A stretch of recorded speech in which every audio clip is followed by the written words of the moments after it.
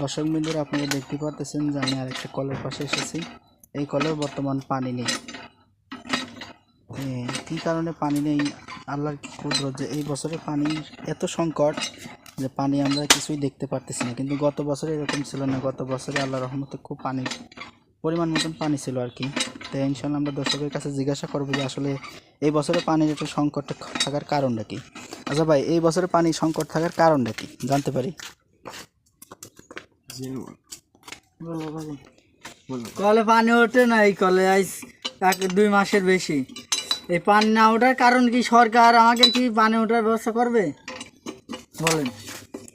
সরকারে কি ব্যবস্থা করবে এটা হচ্ছে আল্লাহর কুদরত। মানে দেখা যাচ্ছে যে যদি বৃষ্টি হয়, বৃষ্টি হওয়ার পরে ইনশাল্লাহ পানি হতে পারে, কিন্তু সরকার এখানে কি করতে পারে? সরকার কাছে যদি এই ভিডিওটা যদি ইনশাল্লাহ সরকার যদি দেখে থাকে তাহলে অবশ্যই সরকার একটা ব্যবস্থা করবে।